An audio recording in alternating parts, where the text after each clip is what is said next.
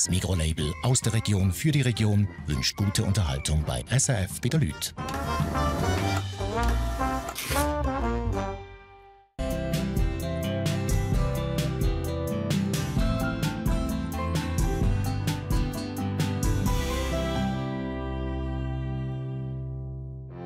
Im Tal unten zwischen hohen Bergen, mitten im Kanton Schwyz, liegt Mutital. 3500 Menschen leben hier.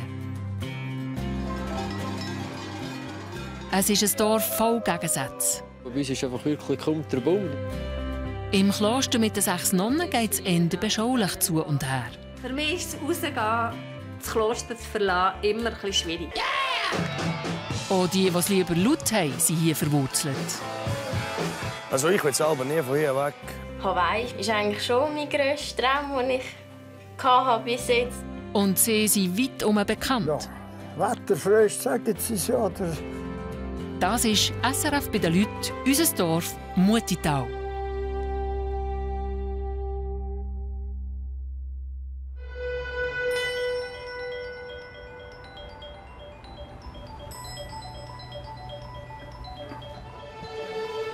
Die Karrentalp oberhalb vom Mutital. Die 2000 Schafe, die im Sommer hier oben grasen, sind schon im Tal unten. Vor dem Winter gibt es für Erich Betscher da oben noch gerade mal viel zu tun. Seine Frau Sandra und der Alex halten Sicherheitsabstand. Von der Wände hatten wir 2 Flüge zwischendrin. Wenn wir das mit Richten machen. Könnt ihr uns die auflassen? Ja, heute ist der grosse Tag, wo wir den Holzbau aufstellen auf unser Bett. Und dann kann ja, ist sicher ein Highlight jetzt heute. Das Wetter, also hat man jetzt lange nicht gewusst, können wir fliegen heute und können wir nicht. Und jetzt ist das Wetter gut und jetzt soll es eigentlich geraten. Betscher bauen nämlich einen neuen Geissenstall mit einer Käserei. 12 Jahre lang haben Erich und Sandra gespart. 100'000 Franken kostet sie der Neubau. Ich denke, die Investition lohnt sich schon. Man muss einfach aus dem das Beste machen, was man herum hat. Es kommt immer darauf an, was für einen Lebensstil man hat. Oder? Ich meine, wenn wir 2-mal im Jahr in die Ferien und der andere Luxus leisten wollen, können wir auch sagen, es rendiert uns nicht mehr. Können wir auch zusammenpacken.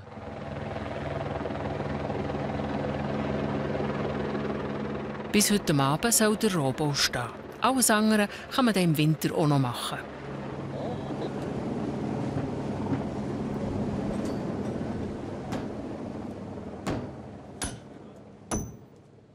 Das ist wie früher, als man mit Lego gespielt hat. Oder? Mehr Steine haben das andere genommen. Zuletzt hat es sogar etwas geben und hier gibt es jetzt auch etwas. Jetzt muss nur noch das Wetter bis am Abend haben.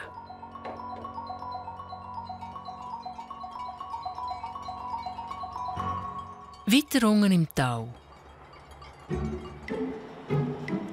Genauer gesagt im Landgasthof Adler. Es ist Jagdsaison.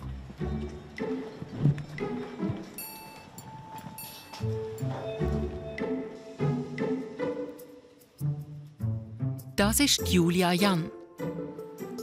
Und das ihr Vater, der Dani. Julia ist 16 und gerade zur Schule ausgekommen. Sie ist schon eine nie gefleischte Mitarbeiterin im Familienbetrieb. Ich mache es sehr gerne eigentlich. Es ist ein bisschen eine Abwechslung zum Kochen in der Küche. Und ich finde es auch interessant, dass man sieht, wie das Tier eigentlich zerlegt wird und noch die einzelnen Schritte, bis es auf den Teller kommt. Das gefällt mir sehr. Kannst du gerade noch die Beine abhauen, Julia? Musst du noch durchschneiden. So.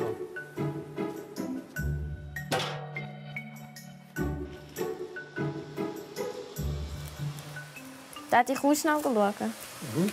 Was ist das? Kann ich da durchschneiden? Nein, du müsstest da. Ich kann dort gar noch nicht. Du musst es einfach ziehen, weißt du? Ja, genau.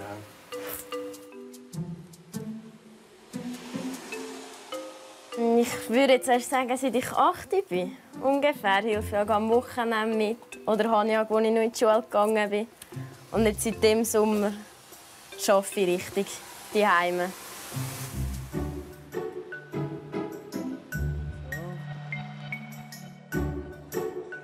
Zusammen mit seiner Frau Paula führt Dani hier ein Gourmet-Lokal. Das Restaurant ist bekannt für seine Wildspezialitäten. Das ist nicht jedermanns Sache. Wegen wild essen gehe ich schon nicht weiter, wieder an einem so guten Speck reinzubraten oder einen guten Speck. Speck finden die meisten ja wohl. Einfach nicht ein Haufen Bitzchen, wie sie jetzt was da im Fernsehen kochen. Meine Beiz, deine Beiz, ja, da Bitzchen jetzt da. Das noch müssen wir Buchstaben. So möchte man schon noch zu Boden, wenn man so teuer ist. Julia hat da wenige Berührungsängste.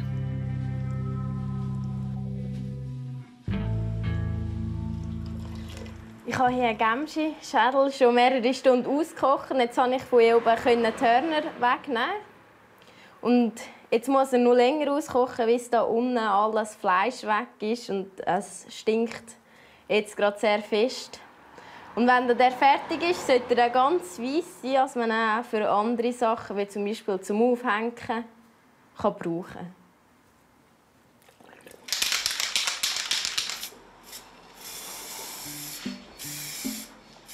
Der Schädel kommt dann am Abend als Deko auf den Tisch. Julia kann ihrer Kreativität freien Lauf lassen. Lang bleiben will sie aber gleich nicht. Sie hat einen Traum. Sie will fort von hier. Sehr weit fort. Ich arbeite jetzt daheim für die 4 Monate.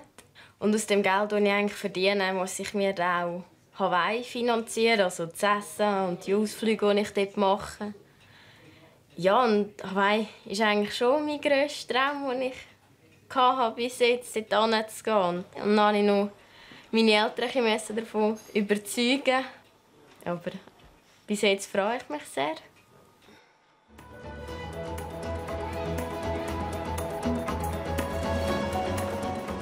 Zurück bei den Karrentaupler. Die Sonne scheint zwar, einfach ist es gleich nicht. Wir haben relativ viel Wind drin, oder? Und dann ist es immer schwieriger, so eine Fläche fast so Wind, oder? Und das eine eine Hand drin hat dann abgestellt, oder? Ja, da ist schnell etwas passiert, oder? Da muss immer wieder aufpassen.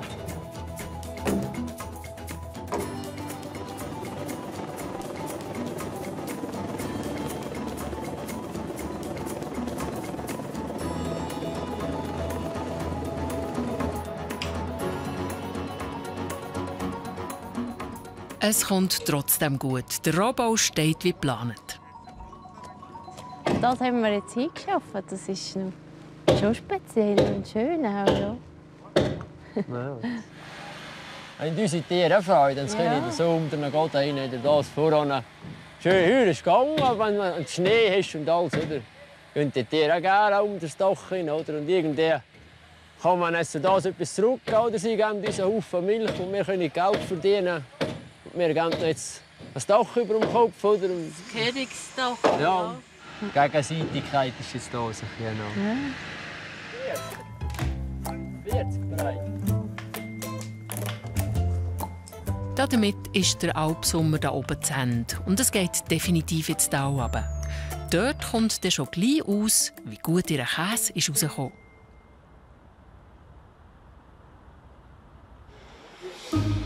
Nicht weit weg vom Mutital ist Ilgau. Wie jedes Jahr im Herbst findet hinter diesen Mauern ein streng geheimes Treffen statt. So streng, dass nicht einmal die Serviertochter hineingehen darf.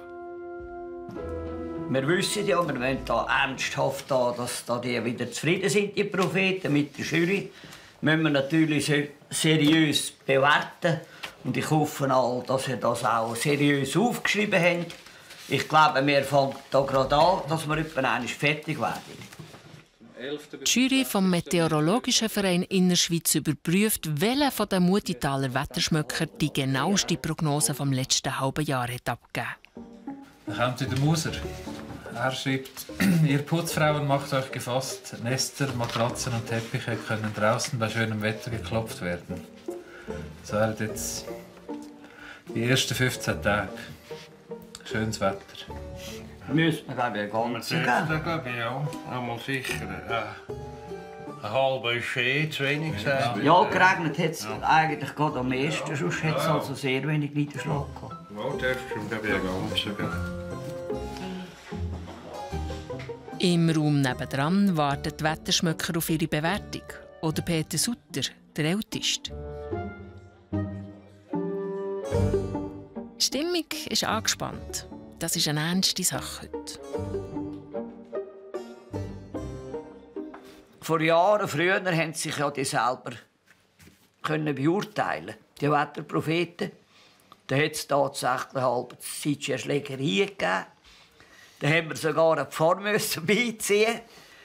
Und dann haben wir das geändert mit einer Jury und jetzt haben wir absolut kein Problem. Und wir denken, das ist eine ganz faire Bewertung gegenüber den Propheten. Die Dachrinnen bringen genügend Wasser fürs Kaffee. Oh, fein.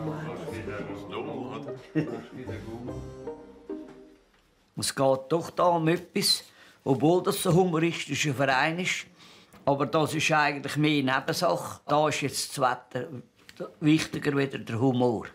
Und jetzt haben wir ja eine Jury, die das macht. Man kann schon reklamieren, aber es wäre manchmal gut, man wüsste auch, wie es diesem Mut. Es ist da auch manchmal läuft es ein bisschen gespässig. Maximilian-Tag, 12. an den Bergspitzen Schnee. Bergspitzen Schnee? Ja, das ist eine sehr schwierig. Aber sonst ist es eine ordentliche Prognose. Ja. Also ein kleiner Schub hat es immer Schnee gehabt. Das ist auch Bergspitze. Das ist schon ziemlich schwierig. Bergspitze schreibt er nicht in den Bergen. Es kommt der Fall über einem halben Weg geht er ein Null. Pro richtige Prognose gibt es 1 Punkt. Kopfrennen ist das. Für eine halbrichtige einen halben und sonst einen Nuller. Die Propheten müssen sich noch etwas gedulden. Die Jury braucht nämlich 2 Stunden, bis alles ausgewertet ist.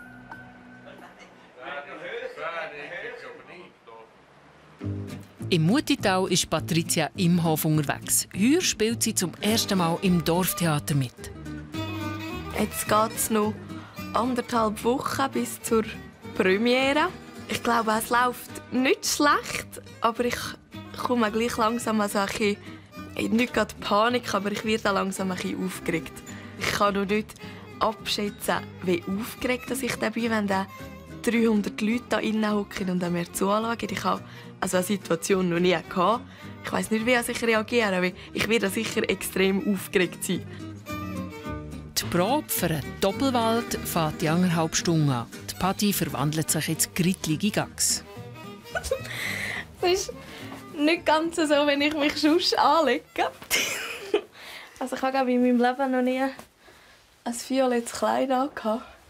Aber es ist typisch, wie das Theater ist. Und es hilft mir auch.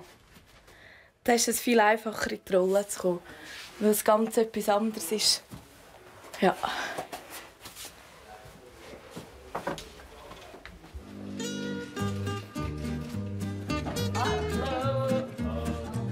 Seit 66 Jahren spielt die Theatergesellschaft Mutital regelmässig volkstümliche Theaterstücke. Jede Vorstellung ist auch restlos ausverkauft. Ich denke, das Heimatliche oder das Urchige löst, wenn ich bei gewissen halt auch einfach Emotionen aus. Es muss zum Lachen drin haben, etwas ernst. Ja. Sind mal Menschen, die alten Muttertaler Wörter, hörst du mal dort noch etwas weiter. Ja. Denkst du, hast du wieder aufgegeben? Wenn ich den Arm frei hast, würde er auf den Rücken fallen. Ja, also, fallen wäre Abgeselligkeit. Ich bin hier in erster Linie ins Grittli Gigax und dann in zweiter Linie in Paddy. Und auch ein gewissen Kompromiss eingehen, oder? Mehr oder weniger. So wüste bist du gar nicht. Danke. Vielmals für deinen Dienst, mich zu veranstalten. Hallo. So kämpft man hier gegen die Nervosität. Auf gutes Gelingen.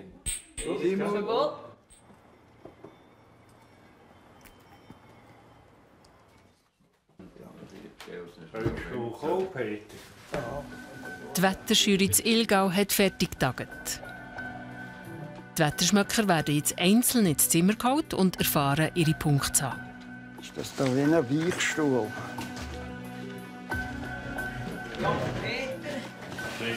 Ja, da gibt es ja viel. Am Tag der Bewertung müssen die Wetterschmöcker auch gerade wieder Prognosen für das nächste halbe Jahr abgeben. Jetzt würde es dich denke ich, interessieren, gell, was wir etwa da so zweckgelegt haben.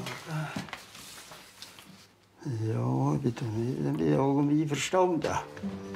Im September, was haben die denn?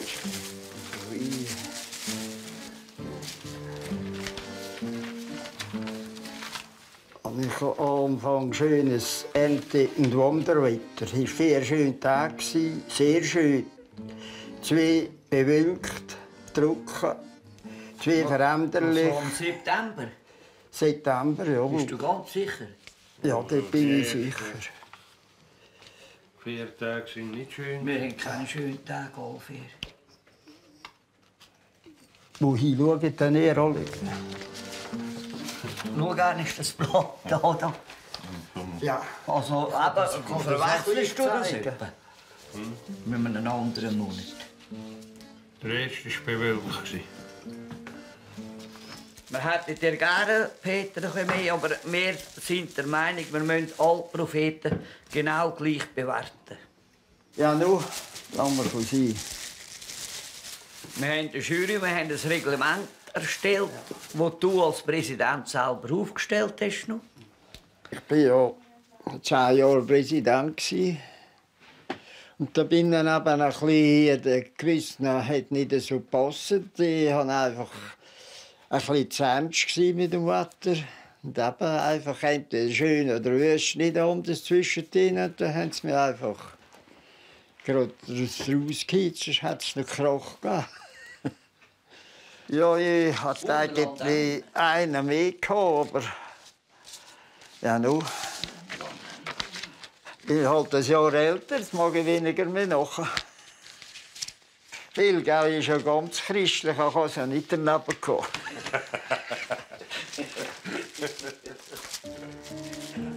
14 von 20 Punkten hat er noch. Einer nach dem anderen kommt jetzt dran. Die Rangliste wird allerdings erst an der grossen Herbstversammlung verkündet. Bei der Probe vom Dorftheater Mutital läuft noch nicht alles rund. Wir müssen es versehen haben. Was wolltest du da?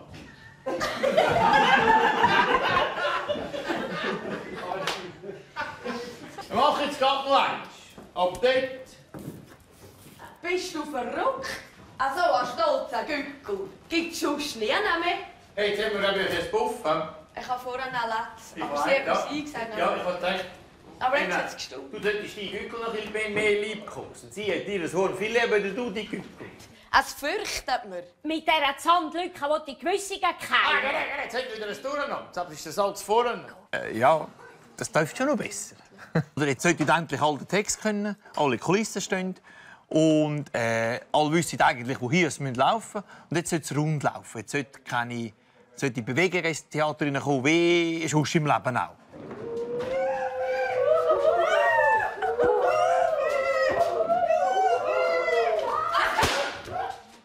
Danke vielmals, mach ich doch noch. Gehen wir noch eins.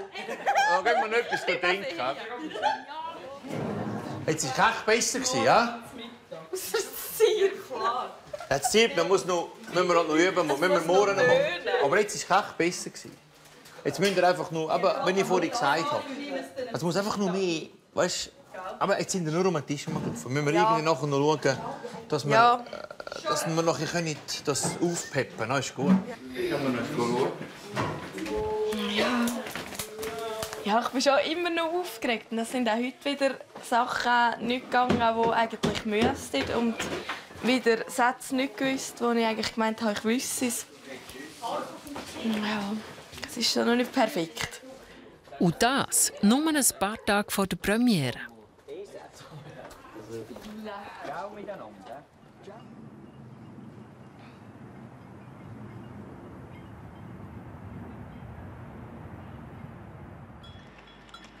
am nächsten Morgen.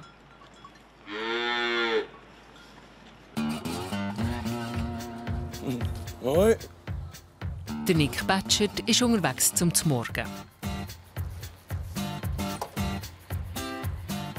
Hey, psst. Er hat mit seiner Mutter und seiner Tante abgemacht. Hallo? Hoi.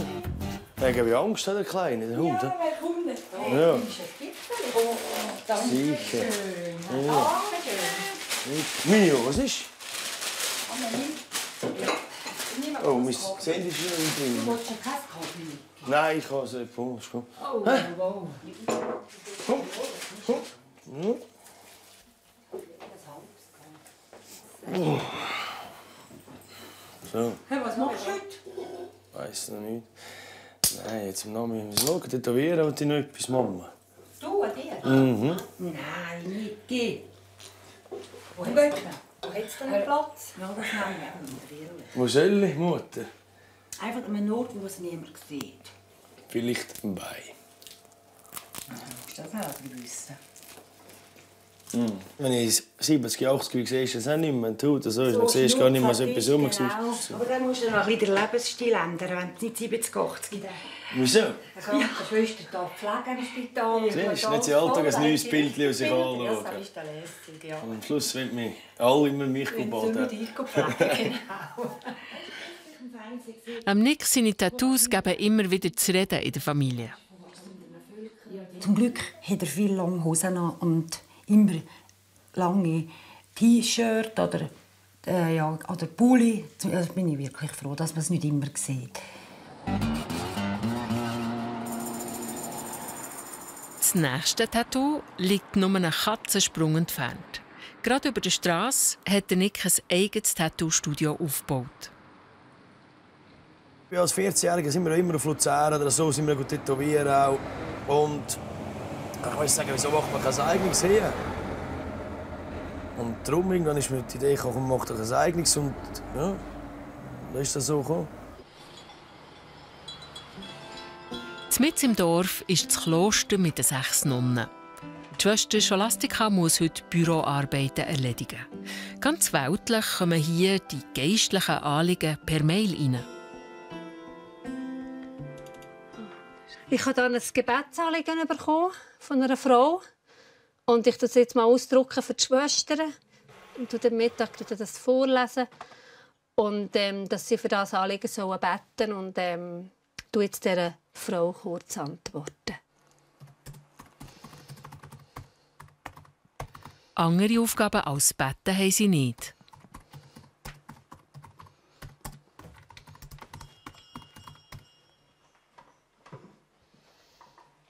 Heute ist ein Viertag. Da ist alles etwas schöner geschmückt. Und Schöckeli sind sich die Nonnen auch nicht gewöhnt.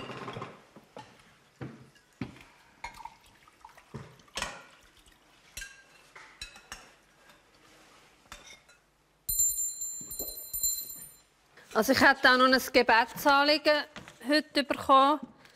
Und da heisst es, wir sollen für ihren Mann beten, der seit kurzem auch eine Freundin hat. Sie sind zwar christlich verheiratet, also haben eigentlich eine christliche Ehe. Ihr Sohn leidet darunter sehr und ist dementsprechend auch im Alkohol und in der Esoterik gelandet. Es ist verrückt. Es ist immer das Gleiche, gell? Und nehmen wir das Gebetsanliegen noch fest mit. Und die Leute sind offenbar zufrieden. Von dieser Familie, von dieser Frau. Von einem Mann weiss ich, der eine grosse Herzoperation hatte. Es war kritisch. Und auch diese Operation ist gut gegangen. Seine Frau sagt nur Dank unserem Gebet. Und als Zeichen vom Dank haben wir nachher eine Kaffeemaschine bekommen. In den nächsten Tagen werden die Nonnen für diesen Auftrag beten.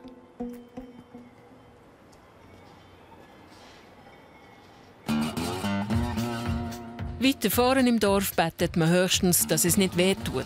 Also im Nick im Tattoo-Studio. Heute sind 2 Gasttätowierer aus Tschechien zu Besuch.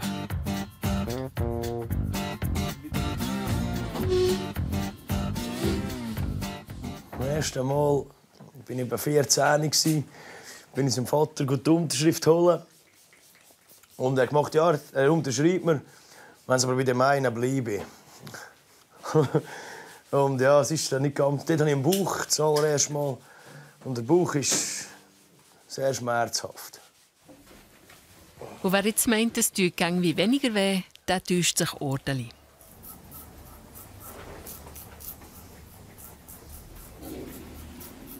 Also mit der Zeit, das wird sicher nicht einfacher. Je mehr du es machst, je wehleidiger wirst, sage ich.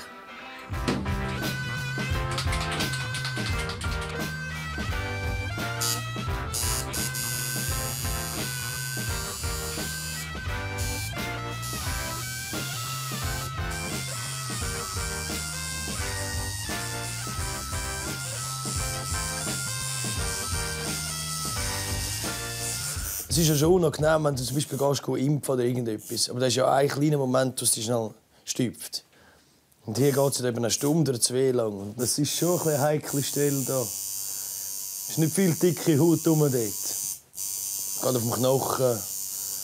Aber er schaut gut zu mir, er macht das schön viel. Jetzt gibt es noch andere Kundschaft aus dem Dorf. Der René Batschert macht sich seine ersten beiden Tätowierungen.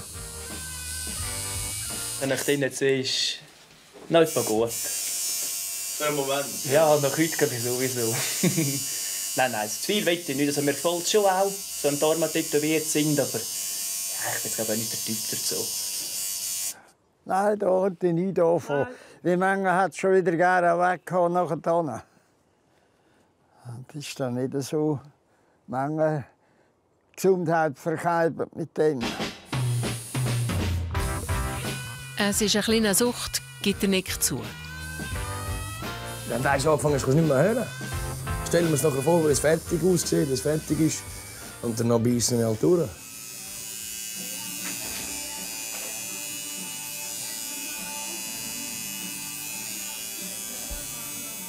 Das ist fertig. Ja? Fertig. Gut zu sehen. Perfekt. Tipptopp.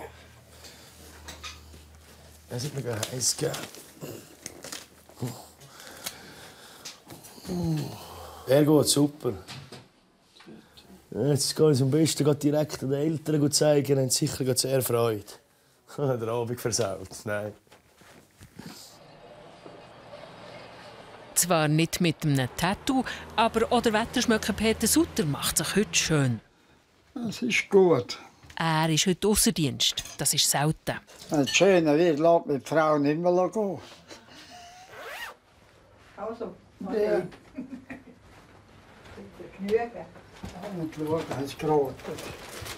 Heute ist der 88-Jährige als Tanzbär und Taxifahrer unterwegs. Ja, ich habe nur mal 3 Witfrauen zusammenholen als Alterstanzer. Das ist jetzt hier im Monat 2-3 Mal. Die gehen ja gerne tanzen und ich tue auch gerne. Es gibt ein bisschen Abwechslung. Die sind auch, und die ich hole, über 80.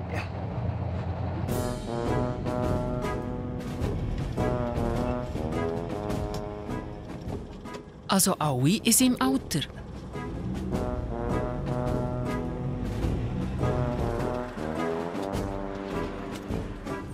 Oh, ich muss gut durch.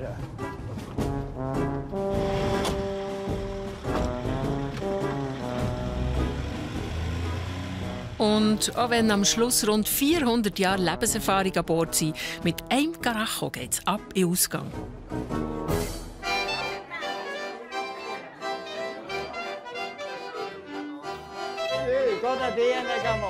Das ist schon schlimmer bei uns. Nicht nur auf der Straße, auch auf dem Tanzparkett gibt der Peter Sutter gerne Gas. Tanzen tue ich schon lieber ein bisschen schneller. Tanzen heisst das Ringelum nicht nur schieben. Es hat ja viele, die nur für sie laufen, dahinter sie seitwärts. Früher hat es einfach geheißen, man sollte tanzen auf einem Tisch schuben. Sicher, dass es nicht runterfliegt.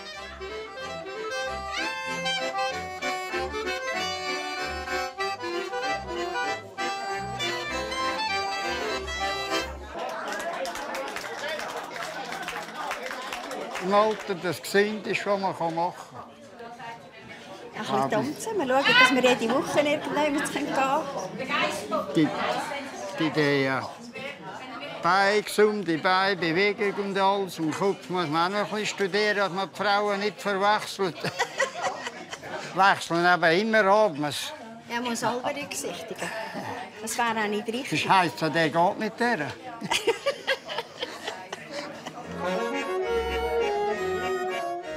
Auch das Tanzen nimmt der Peter ernst. Polenta macht den Boden und damit seinen Tanz geschmeidiger.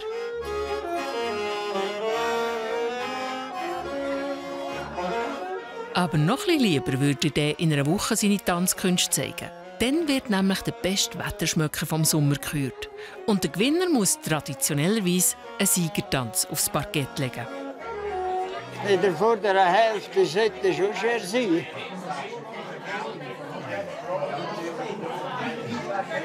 Nicht viel sagen, sonst wenn man nicht hoch raufgeht, geht man nicht hoch runter.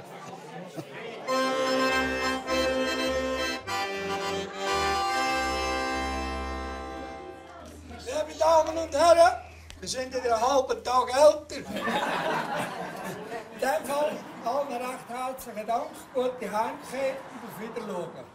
Dankeschön.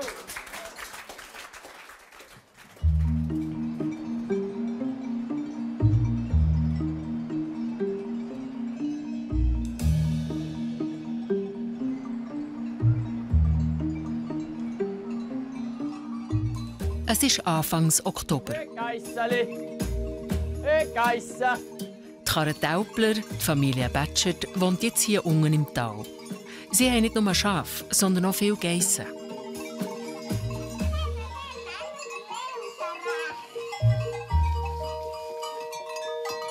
Schon seit ihrer Geburt ist der Erich an die Geissli gewandt. Als ich so 2 Wochen alt war, sind wir zu alt mit mir. Ich war auch nicht 2 Wochen alt. Dann haben sie natürlich auch arbeiten und für mich wieder so der Zeit gehabt. Dann haben sie mich voraus als Laufgitter da. Und dort sind immer ein Geiss zu mir herangekommen. Und wenn mich andere Leute rausgenommen haben, sind die Geiss immer gekommen, heute oder der Mutter melden, haben sie entweder klein rausgenommen. Und seitdem sind einfach, ja, Geiss ist jetzt einfach mein Tier. Ja.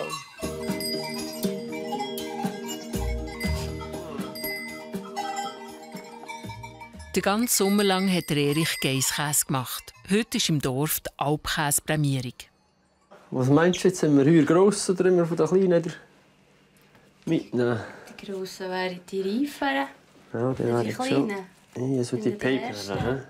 Ja, ich glaube, beide von den Grossen mit. Ja, die dunkelt mir schon noch ein bisschen jung. Dann packen die ein. Ja, kannst du selber reisen. Letztes Jahr haben sie in der Kategorie Spezialitäten den ersten Preis geholt. Es gilt heute, den Titel zu verteidigen. Am Abend vernehmen wir den Punkt, so viel, was wir haben. Und wir dürfen die Ausgänge oder wir schlafen. Ja, man hat immer ein bisschen Gedanken, dass man vielleicht wieder gute Punkte anleitet, das letzte Jahr oder so. Oder ja, es kann natürlich auch in die Hose gehen. Da. Ja, da weiss man halt nicht. Oder? Das ist ein Naturprodukt. Und das Wetter und alles hat einen Einfluss, oder? Und der zweite nicht. Ja. Aber Papier auch nicht keiner mehr. Das ist der erste Preis der Spezialitäten, den wir das letzte Jahr hatten, vom Schafkäse. Das ist der Wanderpreis und jetzt müssen wir den abgeben. Jetzt wissen wir natürlich nicht, ob wir ihn heute wieder heimnehmen oder nicht.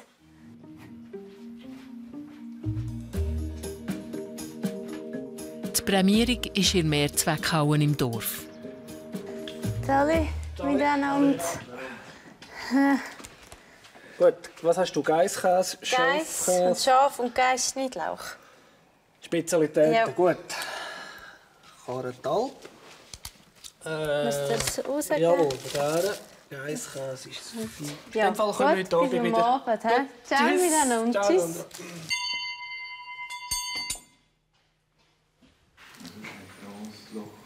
Schmeckt gut. Schmeckt gut, ja? Die Experten bewerten Käse aus der ganzen Region. Ein bisschen schmieren. Ja, ziemlich. Ja. Ist gut. Gut, ja. Grenzwertig. Ja. Ja. Sollen wir mal schauen?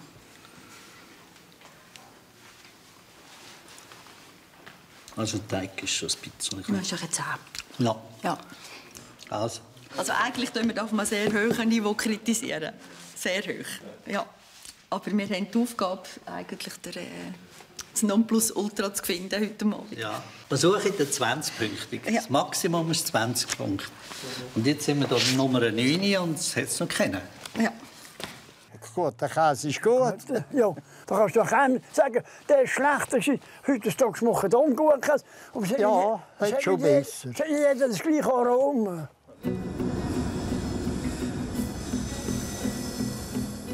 Heute ist Julia Jan unterwegs. Es kommt gleich aus, ob sie wegkommt vom Mutital. Sie will für ein halbes Jahr auf Hawaii und San Francisco Englisch lernen.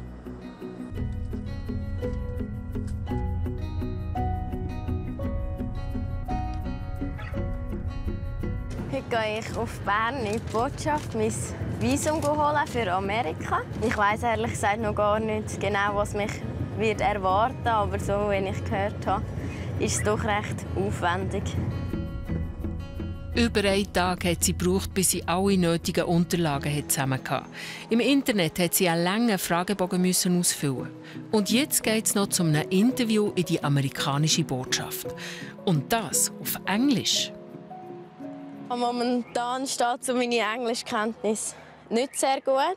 Ich habe nicht sehr gut aufgepasst in der Schule und ich hoffe, dass ich das noch aufholen kann in Amerika. Ja, ich hoffe, ich kann mich verständigen mit den Leuten, aber so ein bisschen geht schon.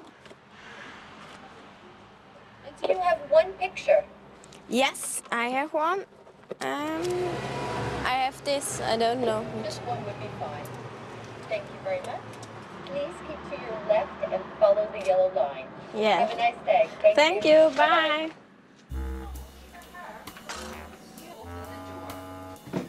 Okay, gut. Könnt ihr schnell Dokumente dort? Ja.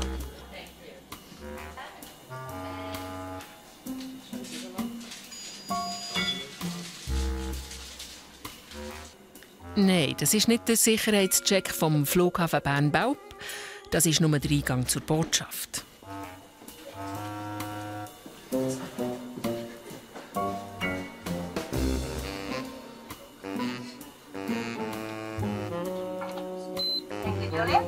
Okay, now you can take a seat and they will call your name for the interview, okay? I will keep the documents. Thank you. Have a nice day. Bye. Bye. Julia freut sich schon lange auf ihre Reise. Ja, das Mutital ist etwas abgelegen und es hat noch recht viele urchige Leute und viele bleiben gerne und das ist auch recht. Aber ich gehe gerne raus. Wir sind sie hier gewöhnt. Mal lieber wieder in einer Stadt rein. Ja.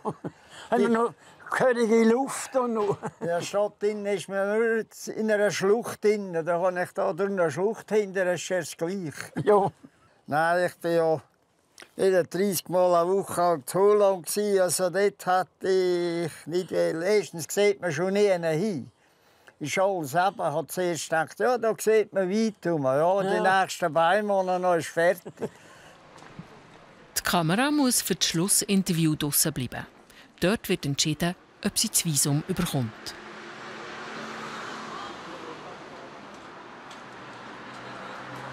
Es hat alles geklappt, zum guten Glück. Es war nicht so ein grosser Aufwand, wie ich gedacht habe. Aber vielleicht ist es auch an der sprachlichen Unverständnis gelegen. Aber ich bin froh, ich habe alles und ich kann jetzt wieder heim. Der Weg führt an der Muta entlang ins Dorf.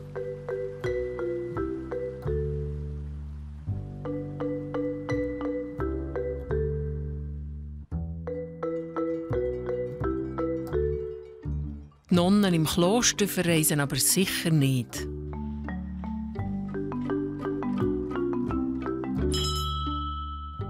Heute ist von den 2 Schwestern Ganzkörpereinsatz gefragt.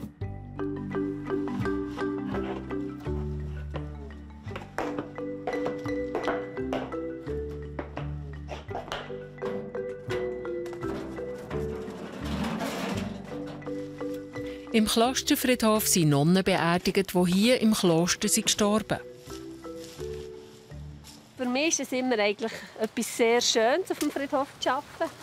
Mir kommen dann manchmal Erinnerungen von Schwestern, die ich noch gekannt habe, wie ich es erlebt habe. Oder ich kann auch für eine Schwester noch beten, die gestorben ist. Also für mich ist es eine wunderschöne Aufgabe oder schöne Arbeit hier.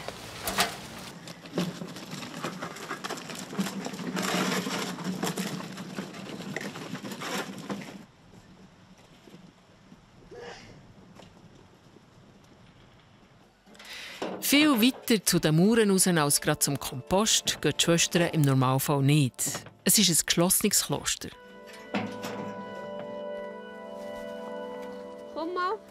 Es gibt ja so ein bisschen den Beschrieb auch, dass wir die sogenannten Gefangenen Gottes sind, oder? Also Gott hat uns gefangen. Wir sind eben jetzt ganz in der Abgeschlossenheit für ihn.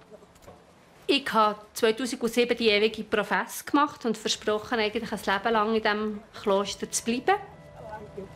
Es müsste einen ganz triftigen Grund jetzt geben, dass ich aus dem Kloster rausgehen würde. Diesen Grund gibt es im Moment überhaupt nicht. Von dem her ist es für mich auch nicht das Thema.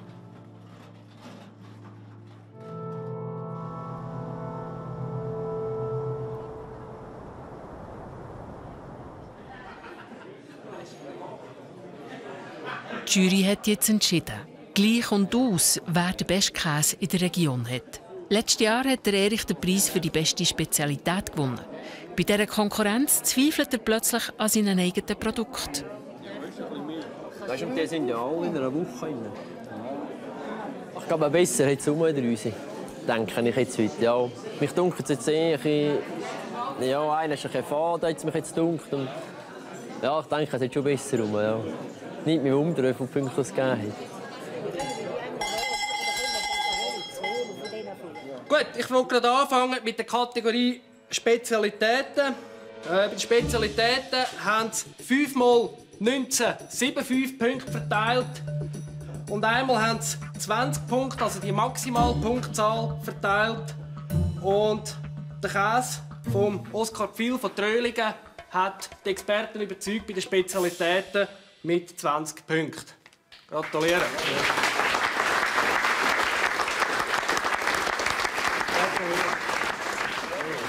Die Karrentaupler müssen also den Wanderpreis für die beste Spezialität abgeben. Gut, dann kommen wir zu der nächsten Kategorie Geisskäse. Wir haben dort 3 mal 19 7,5 Punkte. Und auch wieder einmal der Tagessieger mit 20 Punkten. Und der Käse, den die Expertin überzogen hat, hat Erich und Sandra Batschert aus der Karrentalp gemacht.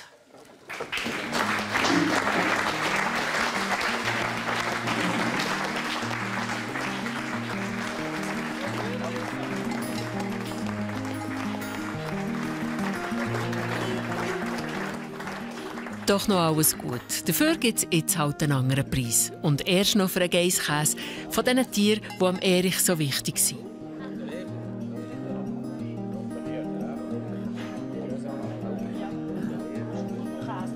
Ich hätte nicht mit dem erwartet, dem Geisskäse. Ich habe jetzt wirklich nicht probiert, ich habe gedacht, ja, die Luche gibt mir nicht so gefallen. Ja. Aber dann ist es jetzt gut rausgekommen. Und eben auch Weltteile nicht zusammengekehrt und dann ist es nicht so rausgekommen. Ich denke, der Wecker klottert morgen gleich früh am Morgen, ob wir jetzt noch umnehmen oder nicht. Ja.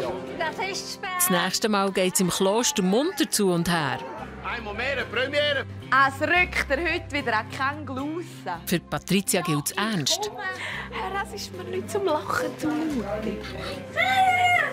Tschüss. Und der Sohn der Karrentaupler, der Alex, hat seinen ersten Tag in der Spielgruppe. Er ist sich nicht an Gleichaltrige gewöhnt. Das und mehr Geschichten aus dem Mutital gibt es nächsten Freitag.